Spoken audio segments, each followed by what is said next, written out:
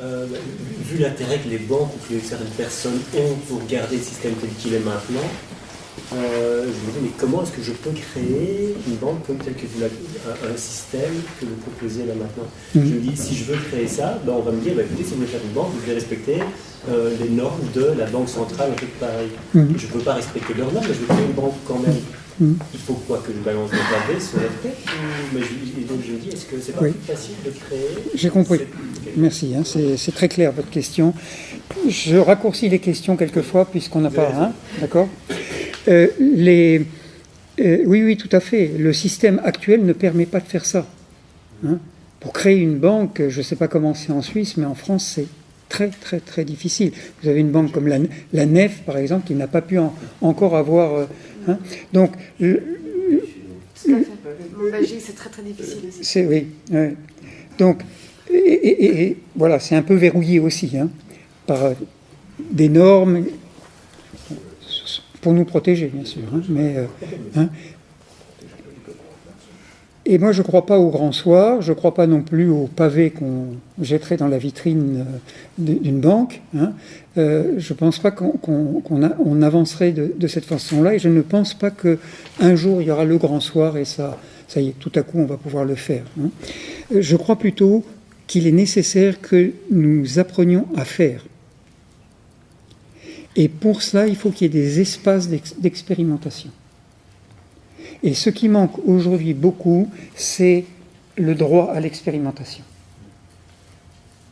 C'est-à-dire qu'on puisse dire, bon, ben là, on a une situation qui est bloquée, il y a des citoyens qui veulent faire autrement, ils ont un projet, ils se sont préparés pour quelque chose, il faut, même si ça déroge à la législation actuelle, que ça respecte bien sûr des principes constitutionnels, hein.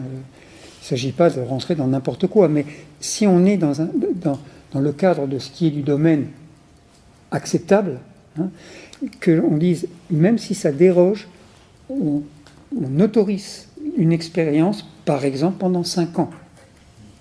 Et on évalue au bout de 5 ans. Mais aussi, il est nécessaire que si on donne un droit d'expérimenter, il faut donner aussi les moyens d'expérimenter. Donc il est nécessaire aussi qu'on dise, ben voilà, on dégage des fonds publics pour que cette expérimentation puisse avoir lieu. Ça veut dire qu'il faudrait que les citoyens aient la possibilité de dire, ben voilà, nous sommes un certain nombre de citoyens, c'est pas 3 ou 4, hein. Il y a 1000, 2000, 3000, 5000 citoyens, il faudrait déterminer un nombre, hein, se mettre d'accord, qui veulent lancer cette expérimentation. Et trouver un moyen que ça puisse être possible. Alors, en Suisse, par exemple, il y a la possibilité on pourrait lancer une initiative populaire en Suisse pour introduire dans la Constitution ce droit à l'expérimentation. Parce que le peuple peut proposer des lois. En France, en Belgique, c'est pas possible. Donc la première chose qu'il faudrait, c'est se doter de ce que j'appelle le minimum vital de la démocratie, c'est-à-dire la démocratie directe, hein, qui comprend 2 droits. Le droit de référendum, c'est-à-dire de s'opposer à une loi, de demander une votation populaire pour une loi votée par le Parlement, et dans l'autre sens, le droit d'initiative populaire, c'est-à-dire le droit de proposer des lois. Ça, c'est vraiment, pour moi, le point de départ. Et sur cette base-là, alors on pourrait proposer le droit à l'expérimentation et on pourrait aller plus loin pour proposer même que, expérimentalement, puissent se mettre en place les 3 types d'organisations monétaires que j'ai rapidement décrits. Voilà. Ouais. 2, 3... Madame, monsieur. Moi, je voulais seulement remarquer que vous avez parlé au conditionnel, beaucoup. Quelle est la condition? La condition de quoi? De réaliser tout ce que vous avez parlé. Ah oui, la condition... Cette condition, moi, je ne l'ai pas entendue et je ne vois vraiment pas ce que vous faites. Oui, la condition, c'est que nous commencions par obtenir les droits dont je viens de parler. Hein. C'est autant faire la révolution, hein, Oui, mais on peut le faire, on peut le faire gentiment. Hein. C'est-à-dire, on peut répandre, par exemple, développer l'idée de la démocratie directe dans un pays pour le réclamer. Aujourd'hui, les gouvernements sont en panne. Et ils le seront de plus en plus. C'est, je pense, un moment très très favorable pour proposer des choses comme ça. Et ça peut paraître surprenant parce que d'un autre côté, on voit, et on va le voir avec les élections dimanche en France, on voit les nationalismes, les tendances à refermer ce champ de liberté qui est en train de s'ouvrir dans la société civile.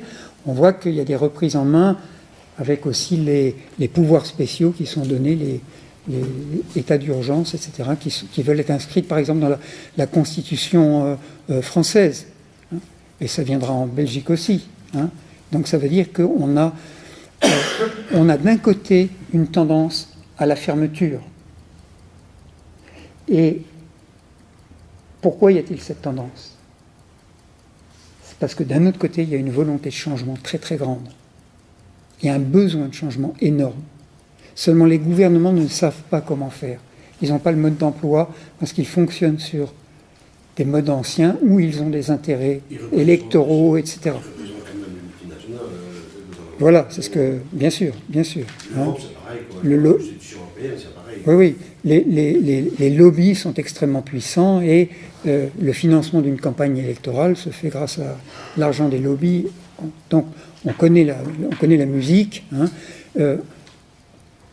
Aujourd'hui, il faut, je crois, se baser sur les forces vives qui sont en train de naître. Et le sens de responsabilité. Tout à fait. Pour avoir une certaine autonomie, bien sûr, correspond à une forme d'étocratie, comme dans certaines petites sociétés, ça existe maintenant. Tout à on fait. fonctionne avec la responsabilité de chacun qui s'y engage, oui. Et qui sont considérés chacun à leur place comme petits indépendants. Ils ont tous leur droit à faire fonctionner l'entreprise sur base d'une de bonnes valeurs. Oui. Je prends juste, et là je propose quand même de prendre 3 questions, si je peux, monsieur et monsieur là derrière. Oui.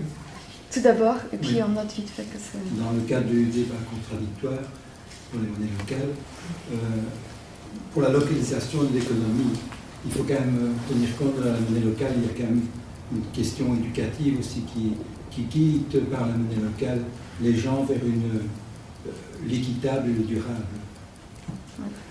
Donc il y a un rôle éducatif qu'il n'aurait pas dans l'économie basique. Vous voulez dire que... Vous voulez dire Oui, que j'ai une sous-question. je vous la posez juste après. J'ai besoin d'une précision. Est-ce que vous voulez dire que pour pouvoir être éthique, on a besoin de la monnaie locale ? Et c'est-à-dire, c'est une question éducative. Je veux dire, on va guider des gens qui ne sont pas au départ attirés par une économie, par des biens durables, équitables.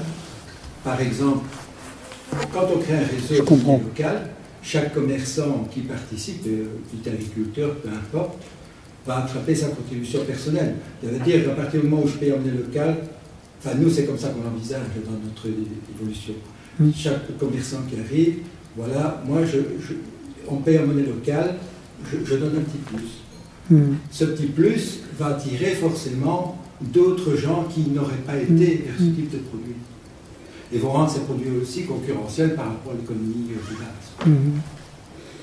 Oui, il faudrait regarder la chose vraiment en détail et se demander surtout, est-ce qu'il n'y aurait pas une autre façon de le faire ? Oui. Deuxième chose, quand vous avez dit que, bon, on échange la monnaie locale contre des euros, forcément, les euros, il faut les mettre quelque chose. Quelque part. On peut imaginer qu'ils soient donc placés dans des placements équitables, durables. Mais on peut aussi imaginer que localement, avec une partie de cet argent-là, on fasse de la microfinance. C'est-à-dire que localement, on permette à un jeune maraîcher de se lancer. Donc là aussi, il y a un rôle qui au départ, n'est pas possible. Mais il faudrait se demander pourquoi il n'est pas possible. C'est pourquoi est-ce que pourquoi est-ce que vous n'arrivez pas à mobiliser l'argent nécessaire pour qu'un maraîcher puisse s'installer?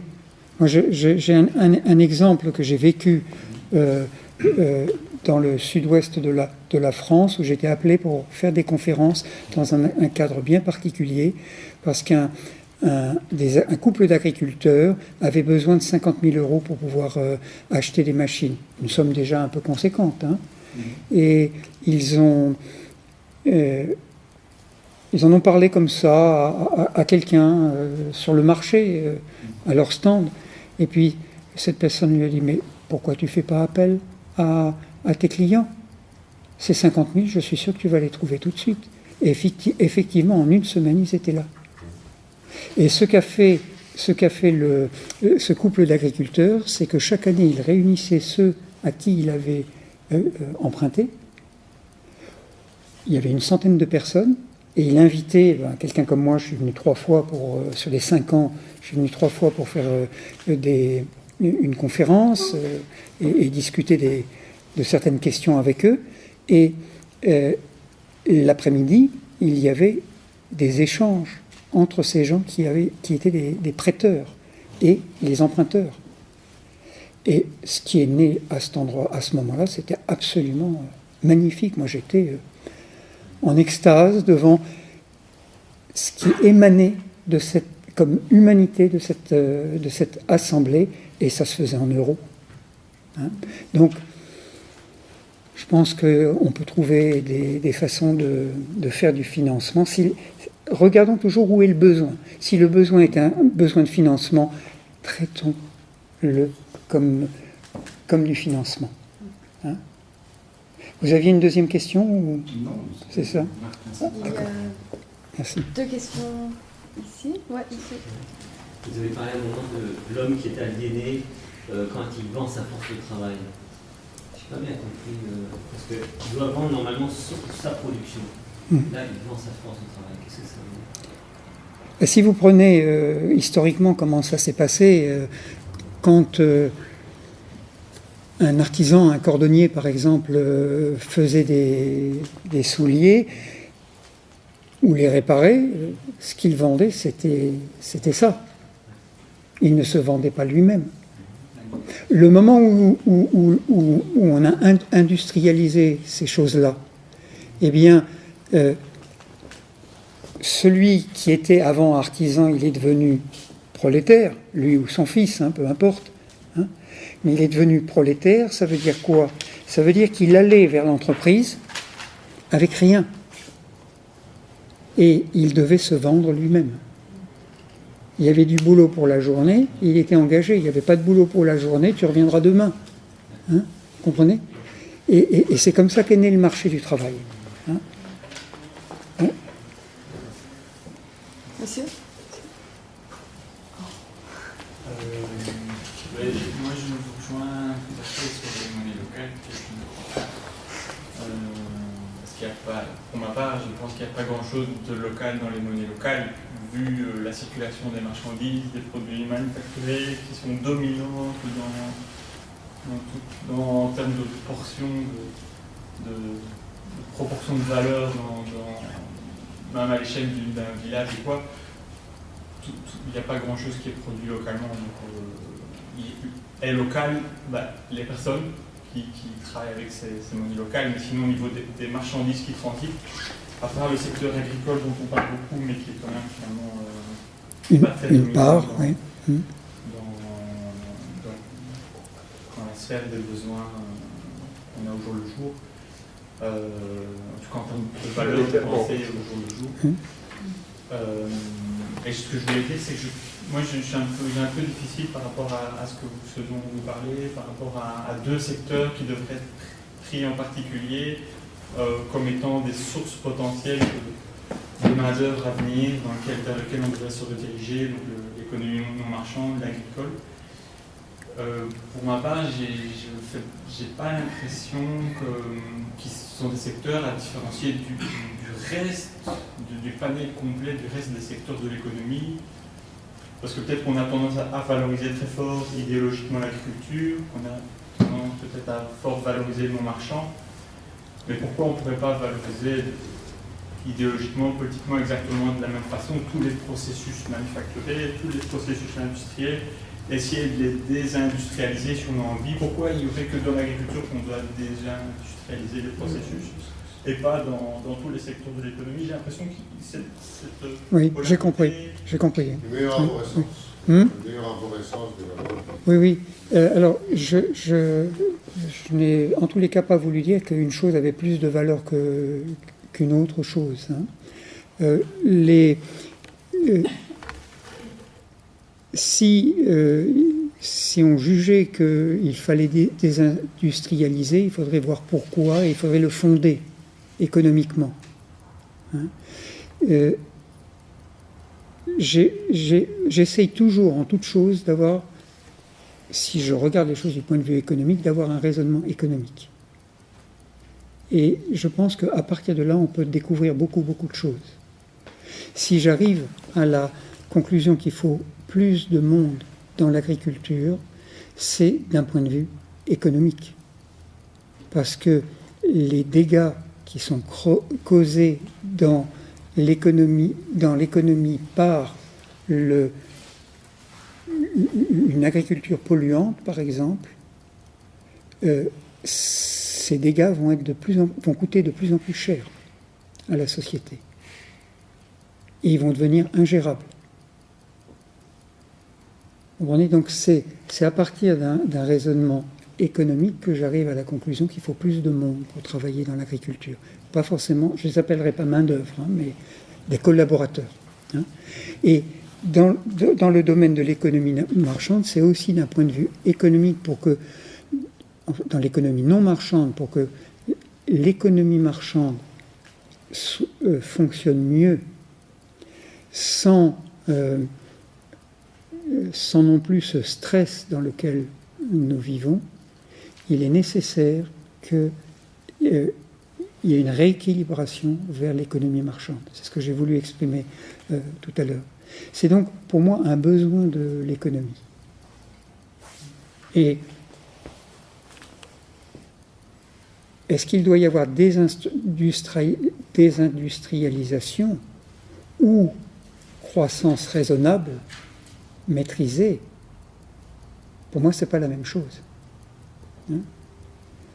Je ne vois pas d'obstacle à l'industrialisation, dans la mesure où ça correspond à quelque chose pour l'économie humaine. Hein?